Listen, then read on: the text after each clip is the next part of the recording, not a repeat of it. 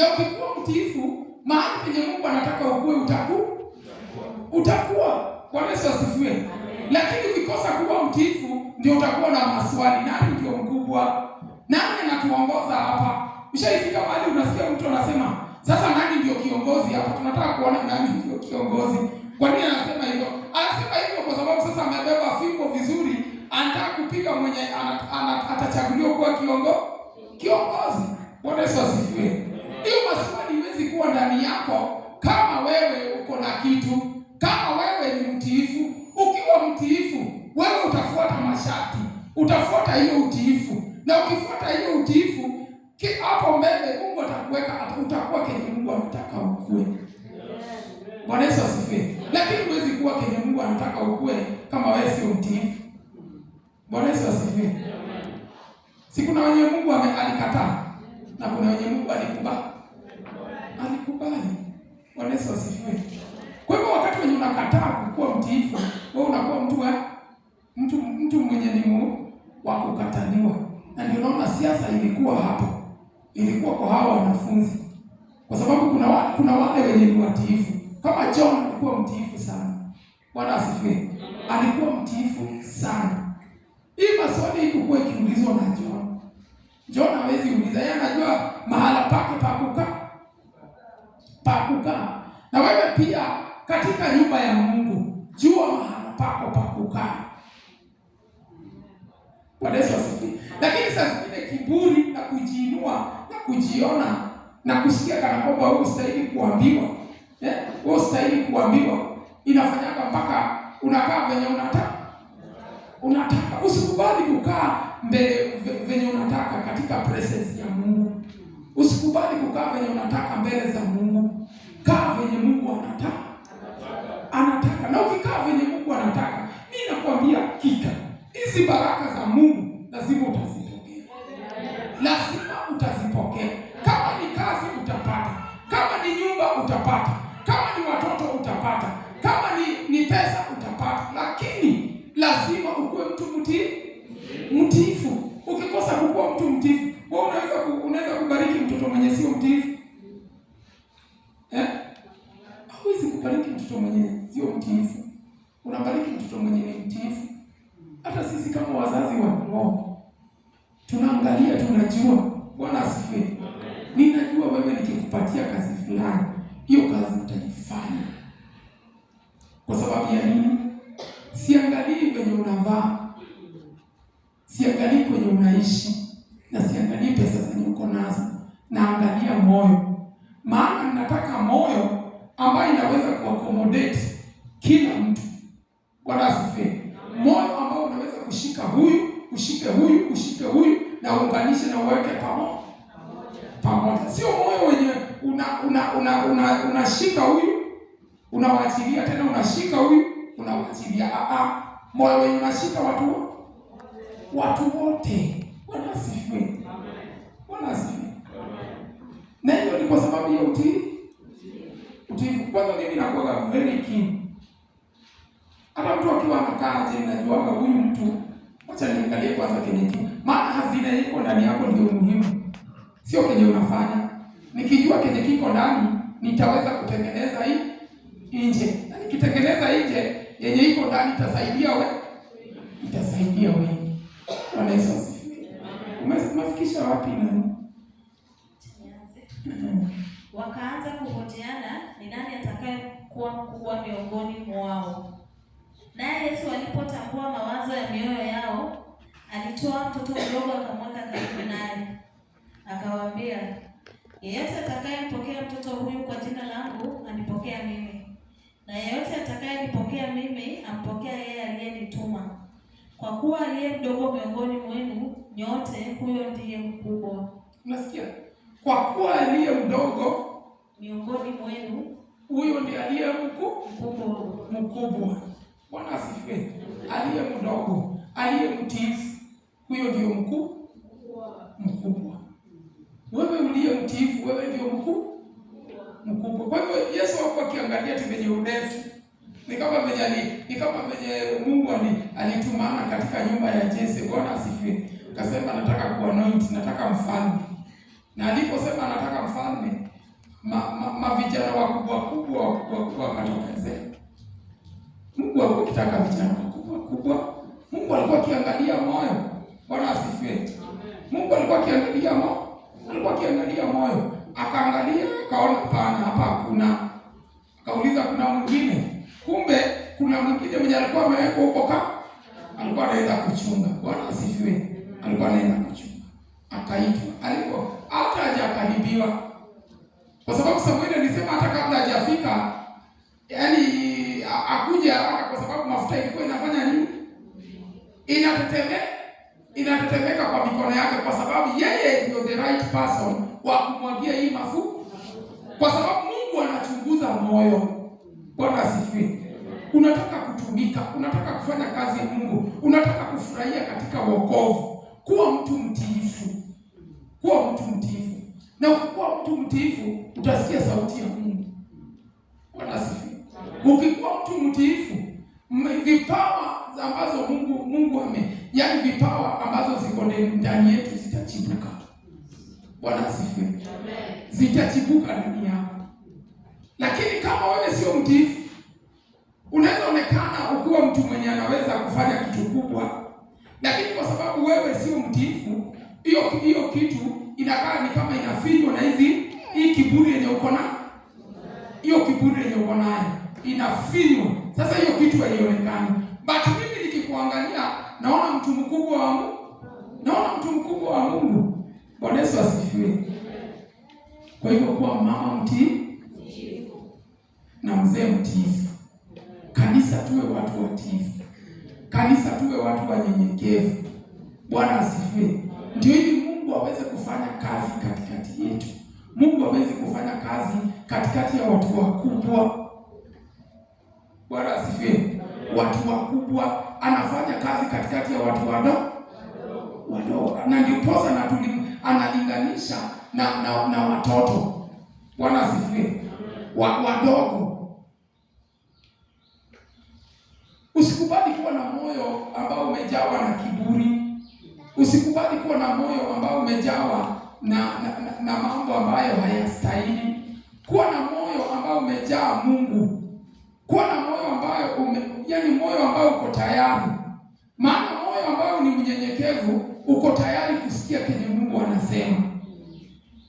Lakini moyo ambao sio mnyenyekevu hauko tayari kusikia kenye Mungu anasema. Uko tayari kusikia venye jirani anasema. Bwana asifiwe. Na tunaona mtu wote mwenye sio mnyenyekevu anapendaka kusikia watu wanasema nini. Anapendaka sana.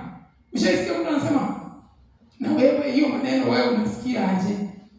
Anataka kusikia venye watu wanasema. Lakini mtu mnyenyekevu anaendaka kwa maombi, anaomba, anataka kusikia Mungu anasema nini kuhusu hii jambo. Bwana Yesu asifiwe. Tukifanya hivyo Mungu atatubariki. Luke 22.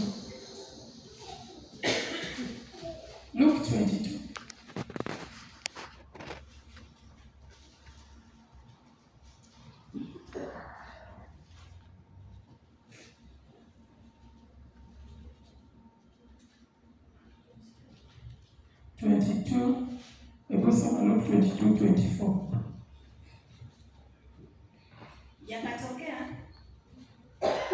Yakatokea mashindano kati yao kwamba ni nani anayehesabiwa kuwa mkubwa.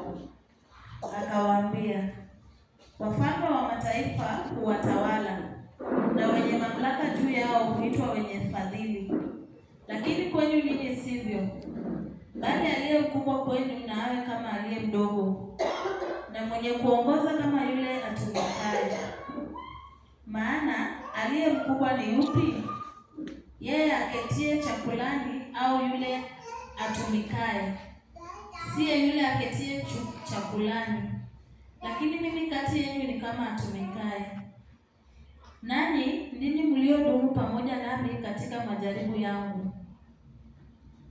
Nami nawaekea ninyi ufalme kama vile Baba yangu alivyoniwekea mimi. Bwana asifiwe. Amen. Sasa katikati yangu mimi na nyinyi, nani anatumikia mwingine? Yesu asifiwe. Katikati yangu mimi na nyinyi, nani anatumikia mwingine? Leo tunafundishana. Bwana asifiwe. Katikati yangu mimi na nyinyi, nani anatumikia mwingine?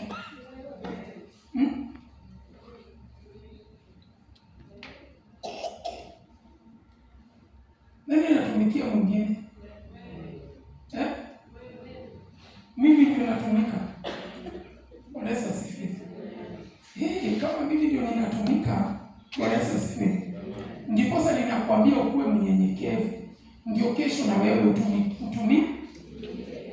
utumike. Ushaiona unapewa chakula wewe ndio sawa. Unasikia aje? Kwanza ni makuku, machapo. Unasikia aje? Ndio venye utasawa. Ndio venye watu wataku.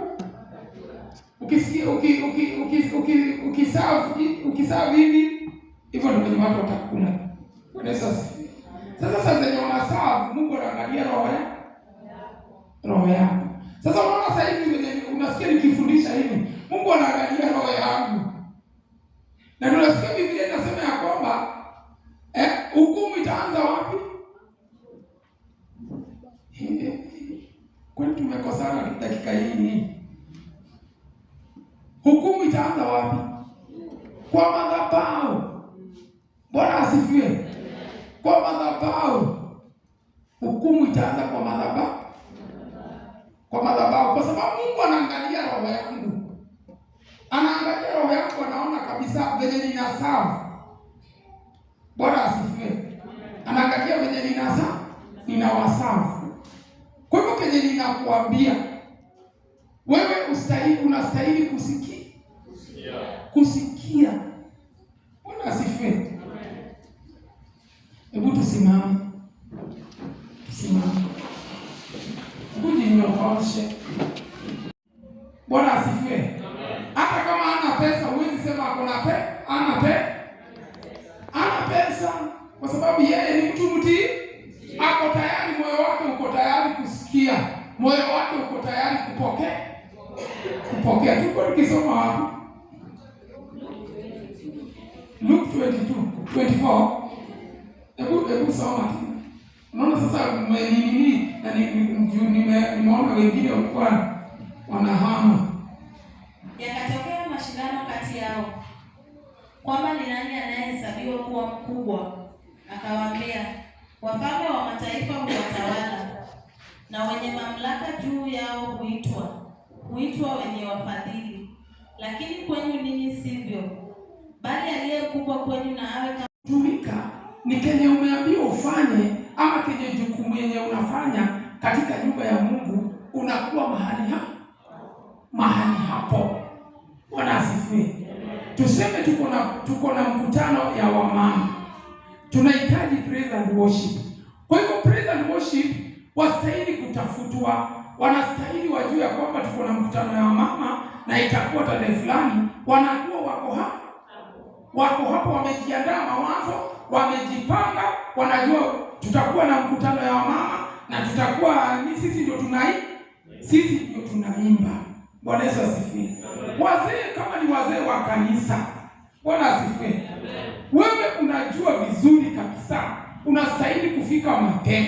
Si mapema ati ya kitu kingine, unafika mapema ndio ili uweze kuangalia kanisa iko namna gani, viti zimepanguzwa, viti zilioshwa, ama meza ukute kama meza zijapangwa vizuri, ukute kama ni nje haijatengenezwa. Hiyo ni jukumu yako. Maana kwa nyumba, kama ni nyumba yenye mzee hapo, Bwana asifiwe, nani anafungaga nyumba?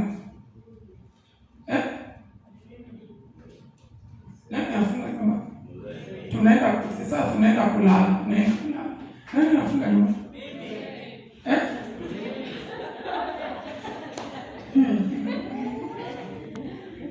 Mimi nimepotea. Unajua nimepotea. Nani anafunga nyumba?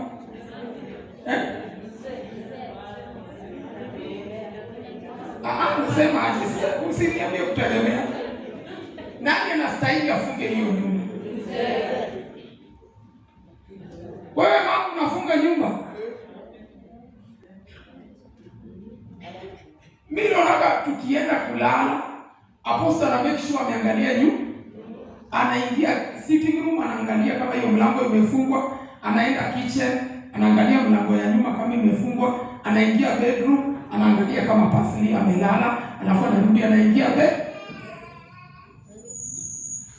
Sasa naongea kwa nyumba zenye wazee wako. Siongei kwa nyumba yenye wazee hawako. Bwana asifiwe. Ana kama wazee hawako. Sasa utaenda kutafuta mzee mwambie kujao niangalie nyuma. Unaambia kujao niangalie nyuma. Tuliambiwa na pastor wetu mtu mzee anaangalia nyuma. Hapana. Wewe ndio unastahili kuangalia nyuma. Sasa ndio kama mzee kwa hiyo nyuma. Kwa hiyo nyumba. Na ongea kuhusu nyumba zenye ziko na wazee. Bwana asifiwe. Sasa mzee anaenda kulala, anaacha mama angalia nyumba. Anaangalia mlango. Aje. Bwana asifiwe. Kama anakujaga church, basi anastahili aitwe mkutano ya wazee. Bwana asifiwe. Aitwe mkutano ya wazee. Ati analala alafu anasema umefunga mlango na dirisha. Watoto wamelala. Hapana. Apostle akiingia kama ni late. Kitu cha kwanza anaingia kwa bedroom angalie pasi. Ako aje? Uko umelala? Ulikula? Nyumbani mara mingi analala pia kukula. Ulikula? Nilikula. Hivyo. Bwana asifiwe. Angalie nyumba venye inakaa. Na bomu ikakuwa imewekwa chini ya kitanda juu umepanda kwa kitanda umelala. Sasa naongea na wazee. Juu umepanda kitanda umelala, bomu ikikuwa imewekwa huko chini. Mama alishinda amefikiria venye ushamtesa, siku nyingine ulimtukanaga, siku nyingine ulimwambiaga vibaya, ukamtukana mbele ya wazazi, ukamtukana mbele ya watu, akasema na leo ndio nalipisha. Na mwashie jiko nimwekee huku chini venye napandaga huko. Upande mattress kushike kupanda. Unaangalia nyumba ukiwa mzee, unazunguka unaangalia nyumba. Hata kama ni single uzunguka angalia. Najua sasa wengine wananiambia sasa hata single mwili yangu angalia, single si ulale tu. Nyumba ni yako hata kama ni single. Bwana Yesu asifiwe. Bwana Yesu asifiwe. Amen. Sio kusema ati sasa bedroom mbili nini room mbili ni kitu ya kushinda mtu akijisumbua hapa akiangalie. Wewe angalia hata kama ni room mbili. Hata kama ni bed sita zunguka angalia. Hiyo ndio kuonyesha wewe ni mzee. Hata mama akiona anaona ko protected, lakini sasa unakuja unapanda juu ya kitanda unalala. Hata hujui kama nyumba imefungwa au haijafungwa. Na make sure nyumba imefungwa, my friend. Bwana Yesu asifiwe. Tukifundishana kuhusu kutii, Bwana asifiwe. Kutii. Hata katika nyumba ya Mungu. Nilikuwa nikiongea kuhusu wazee kukuja kuangalia nyumba ya Mungu, ku make sure nyumba ya Mungu iko safi, iko sawa. Hata kama wamama waliosha, unastahili kuzunguka, unakuja unaangalia ujue kama ilioshwa ama ikuoshwa. Bwana asifiwe. Sio kutokazeaga tu asubuhi na ukikuta kama baada ya kuosha chachi walichimba shimo. Na wewe ni mzee. Sasa tena utaanza kuziba shimo. Utaanza kuziba hiyo shimo. Bwana asifiwe. Tunataka watu committed. Bwana asifiwe. Unaona hiyo kazi yenye unapewa. Huenda ikawa hiyo kazi yenye umepewa sio kazi yenye ndani yako unasikiaga wewe unaweza kutumikia katika nyumba ya Mungu. Si ndio? Unasikia? Unasema mimi kama ningepewa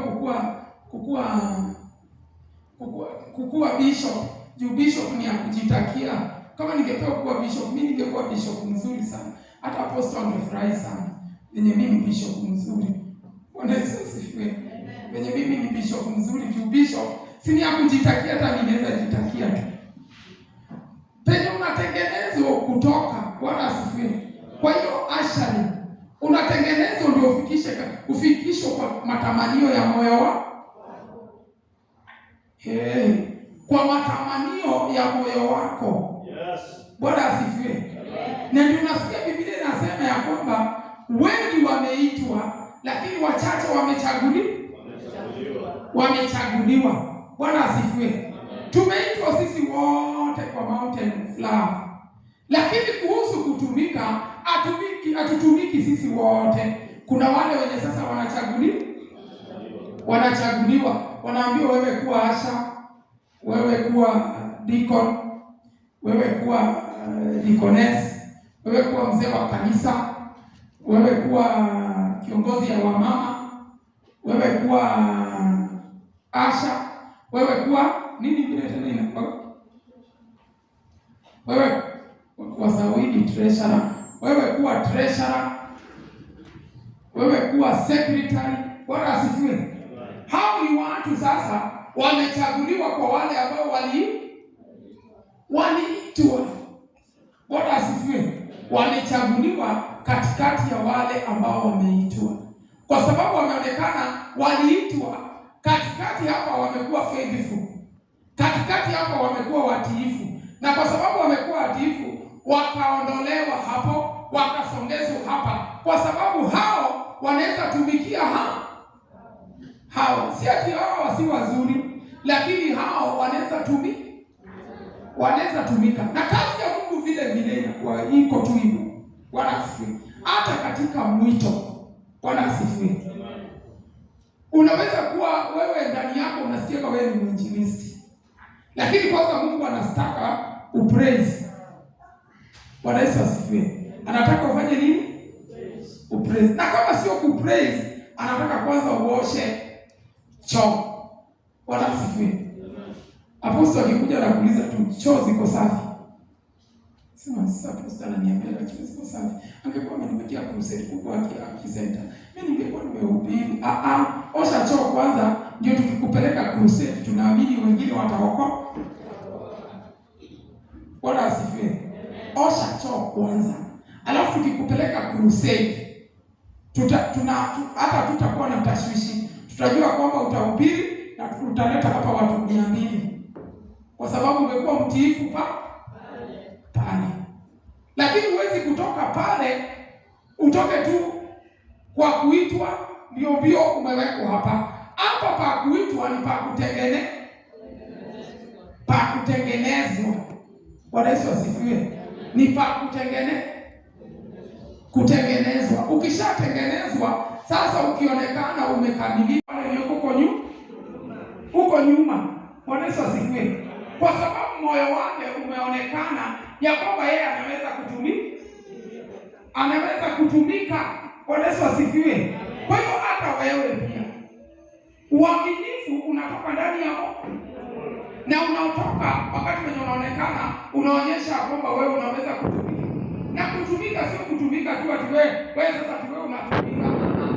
Hata sana tutakaki sisi watumishi wa Mungu sisi ati mtu anatutumikia sisi. Tunataka kuona ukitumikia wale wengine. Na ukitumikia wengine hiyo inafurahisha mtu sana. Bwana Yesu asifiwe. Kwa hivyo kuwa mama mwenye ukipewa jukumu, mama mwenye ukiwa katika hiyo jukumu yenye uliko nayo, hiyo assignment umepatiwa katika nyumba ya Mungu, tumikia wengine na utumike na moyo safi, utumike na moyo ambao ni mtiifu. Bwana Yesu asifiwe. Na pia huwezi kutumika na wewe sio mtiifu kwa yule ambaye ako juu yako. Bwana Yesu asifiwe. Unatumika ili utumishi wako unaonekana ukiwa mzuri kwa sababu umekuwa mwaminifu kwa huyu mkubwa huyu tuliambiwa. Bwana asifiwe. Bwana asifiwe. Hauwezi kuwa mwaminifu, huwezi kukosa kusema kwamba wewe utatumika venye unataka. Wale ambao walikuwa kitolewa hapo na Yesu akienda nao maombi, hao wanajua. Walikuwa wakifuata vile Yesu anawaambia. Ndio hili kwa sababu Yesu ndio mwenye wote. Yesu ndiye alikuwa akijua kila mtu. So Yesu alikuwa akiwaweka kando awasaidie venye wanaweza kutumikia hao wengine. Kwa hivyo wakati when unasikia mkutano ya leaders, au stahili kutoka. Bwana Yesu asifiwe. Au stahili kujipea shughuli. Au stahili kusema kwamba mimi mtanipa ripoti. Hiyo ni kumaanisha wewe sio mtu mtiifu. Hiyo ni kumaanisha wewe sio mtu mtiifu. Wewe sio mtu mtiifu. Na wewe sio mnyenyekevu. Bwana Yesu asifiwe. Alafu hauko tayari pia kutumikia wengine. Maana wakati wenye sisi tumekutrust ya kwamba wewe unaweza kuwatumikia. Wewe wanarudi wanasikia leaders wabaki. Wanakuona wewe umebeba bag umeenda. Kesho watakutrust. Hapo ukisimama mbele yao watakuwa na tashwishi na wewe. Watasema huyu hapana.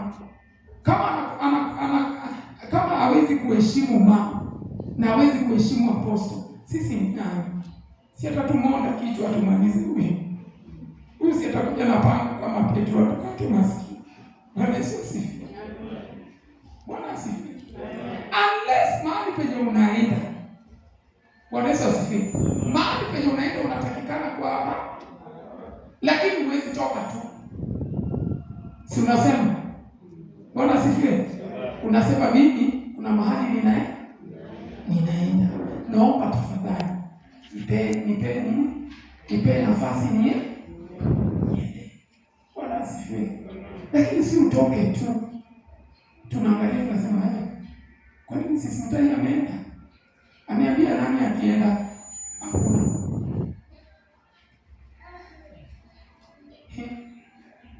Ninaongea vizuri? Ninasema vizuri? Ni mafundisho mabaya sana. Bwana asifiwe. Ukitaka kutumika, ukitaka kuona baraka kwa hiyo utumishi wako hiyo. Kwa tu mtu mtiifu na mtu mnyenyekevu. Sasa hivi tuseme apostol alikuwa kitaka. Si apostol alikuwa ameenda. Bwana asifiwe. Na mimi pia kuna mahali penye nilikuwa nimeandikwa niende nikahubiri. Sasa tunaanza kushindana kwa ofisi. Ati hapana utapatia mwingine. Hapana mimi si hakuna hata mimi nitaenda. Wewe tutabishana hivyo. Mimi sikuwa nikijua naenda. Asubuhi ameniambia ninaenda, lakini alikuwa akijua nitaenda. Na hawezi niambia ataenda. Kwa sababu yeye hapo anasali kwangu. Mimi nilikuwa nasali kwa. Kwa hivyo astahili kuniambia ataenda. Anastahili kuniambia ataenda sasa yenye yeye anataka. Bwana asifiwe. Kwa hivyo kama mimi nilikuwa niende, ninaacha kwenda. Bwana asifiwe. Sasa nataka kukufundisha uelewe. Mimi sasa sikuenda, yeye aende. Mimi niingie kwa ofisi, nipige simu, nimwambie sitapatikana kwa sababu mkubwa wangu ameongea. Niko chini ya mamlaka. Bwana asifiwe. Niko chini ya mamlaka, mkubwa wangu amesema kuna mahali anaenda, kwa hiyo mimi ndio nabaki kanisani. Bwana asifiwe. Sasa hiyo ndio kukua mtu mtiifu. Bwana asifiwe. Lakini sio kung'ang'ana ati hapana, wewe usipatisi wagawie. Patia nani aongoze na nani nini? Siwe wacha mimi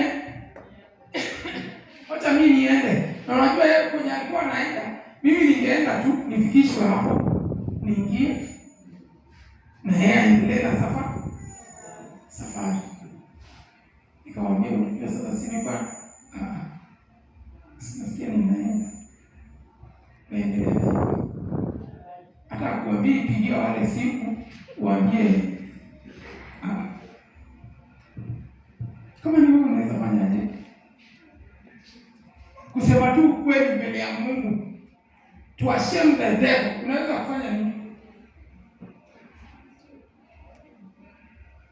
Nyinyi ndio mmefundishwa kutii. Sasa Mungu anaweza kutii.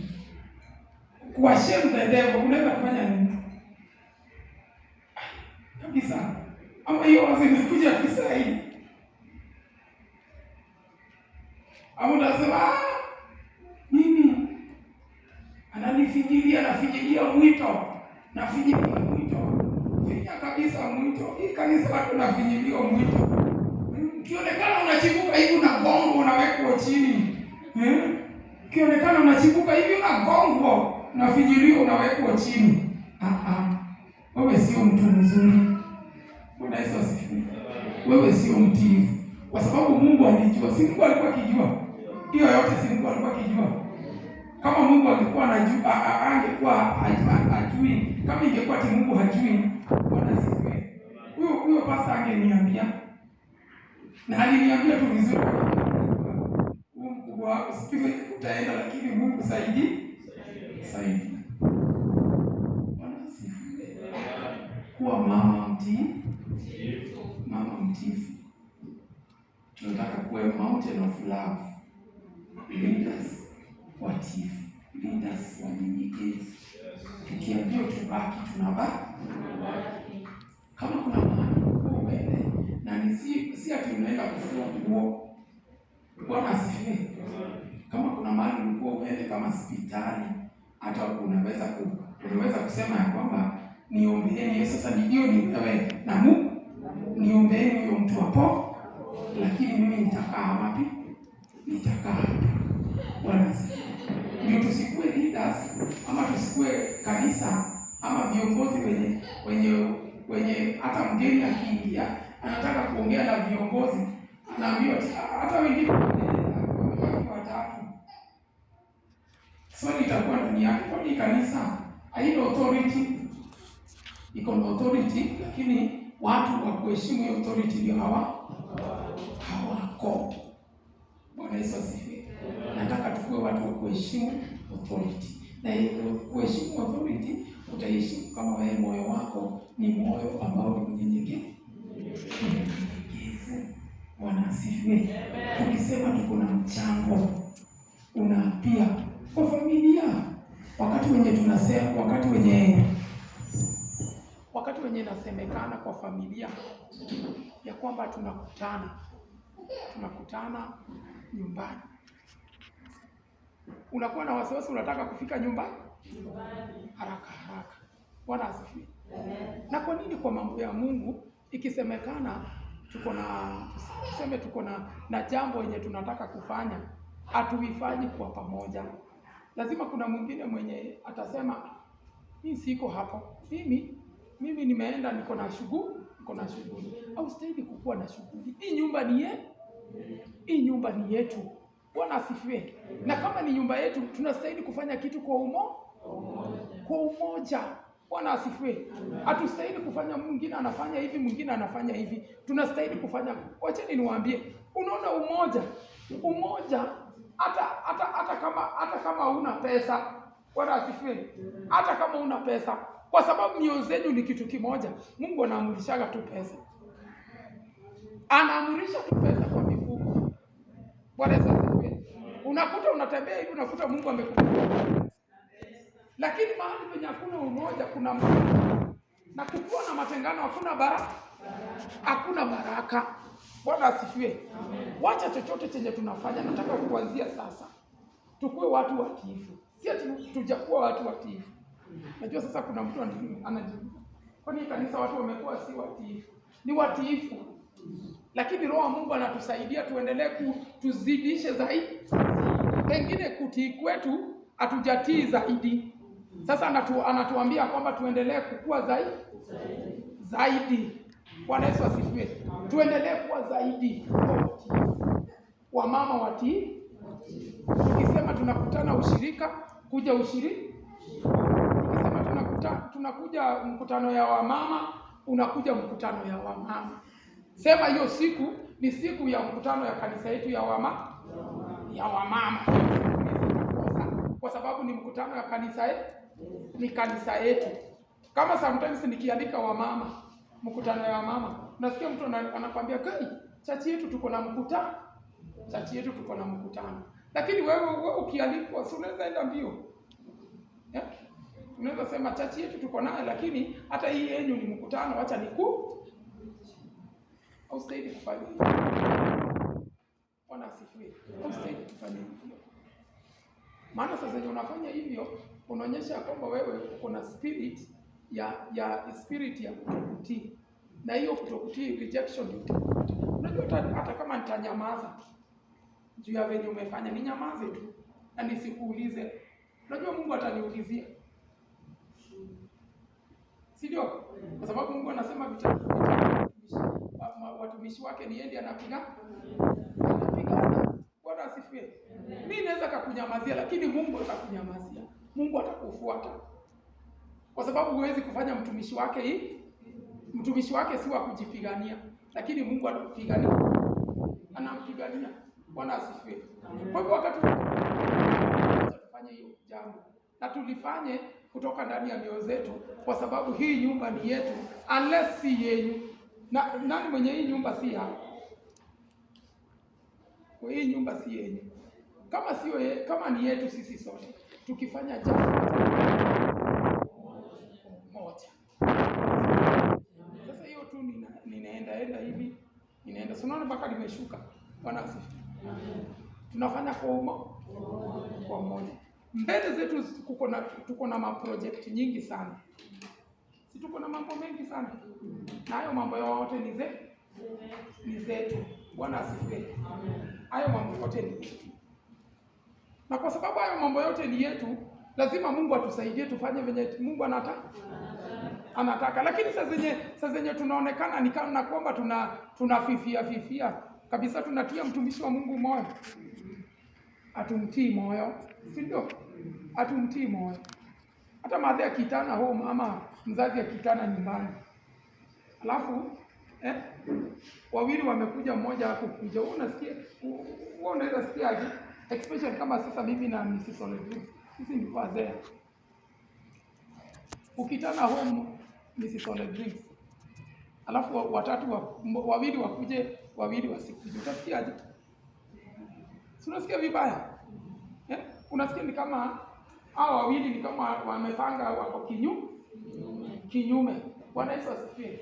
Lakini ukipanga, ukiongea, useme watu wote wakuje, unasikia Samberia ameingia, unasikia Ilaria ameingia. Kila mtu ameingia, mpaka ule mwenye yuko huko ng'ambo ameingia. Unasikia vizuri kabisa. Hata unasema hata sikukuwa, mpaka unasahau kile ulikuwa ukitaka kusema. Nasema mimi sikukuwa na kitu ya kuambia, nilikuwa nikitaka tu kwaona. Bwana asifiwe. Kwa sababu furaha imezidi. Bwana Yesu asifiwe. Na sisi pia tukitaka kupata furaha, tukitaka kupata baraka za haya madhabahu, tuwe watu watii. Bwana asifiwe. Tuwe wamama watii na wazee watii. Alafu tuongee language moja. Tusiongee language mbili. Language moja hii, ingine hii. Language tukitoka kwa hii mlango tunasema language moja ni kupenda. Language moja ni kufanya kenye tumetangaziwa. Bwana asifiwe. Na tukifanya hivyo Mungu atatubariki.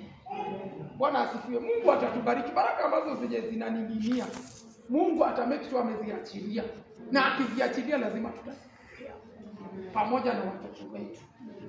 Bwana Yesu asifiwe. Wangapi kuanzia leo wanasema mimi sitakuwa mtiifu? Unasema wewe utakuwa mtiifu. Wangapi wanasema mimi naamua nitakuwa mtiifu? Je, unajua kuamua weka mkono chini. Unajua kuamua si dhambi. Hata unaweza amua useme mimi sitakuwa mtiifu na si mbaya. Si wewe ndio umeamua. Au hujaamuliwa. Bwana asifiwe. Na hiyo ni maoni ya mtu apigwi. Maoni ya mtu anaachwa afanye kenye anataka. Wangapi wameamua sisi tutakuwa watiifu kama mountain of love. Sisi tutakuwa watiifu na tutakuwa wanyenyekevu. Bwana asifiwe. Unaona hii huduma, baraka zenye ziko ni mingi sana. Tukikubali tukikuwa wamama watiifu na wazee watiifu, tukikubali tu, Mungu atatubariki na Mungu atatutendea mambo makubwa. Hata kenye wewe ukikuwa ukifikiria, utakuta tu Mungu anakutendea.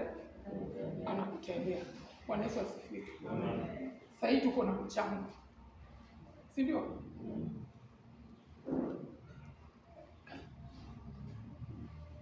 Sijasema Hii kanisa ya nyuma iko na mchango. Nimesema saa hii tuko na mchango. Unajua mmeniangalia mpaka mtazania ati nimesema hii kanisa ya nyuma iko na mchango. Mimi sijasema kanisa huku nyuma iko na mchango. Nimesema sisi ndio tuko na mchango ya kununua nini? Bwana asifiwe. Kwa sababu tuko na mchango ya kununua Nissan. Bwana Yesu asifiwe. Anza sasa kufikiria Kenya ulikuwa umeleta sasa, anza kujiandaa. Bwana asifiwe. Kujiandaa tukiendelea. Bwana Yesu asifiwe. Na Mungu atapata kutubariki. Nilisikia tu leo tuweze kuongea, tuweze kusemezana, tuweze kubarikiana.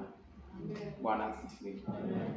Ili Mungu aweze. Unaona wakati wote ukisikia Roho wa Mungu akiongea kuhusu kitu mara ya kwanza. Sasa penye Mungu alikuwa akiongea kuhusu mambo ya kutii. Na ni kuanzia last week, ndio kuhusu kutii. Hiyo ni kumaanisha si ati sisi si watiifu. Sisi ni watiifu, lakini kuna level yenye Mungu anataka tupande. Si ndio? Unaweza kuwa mtiifu lakini pia msaulifu.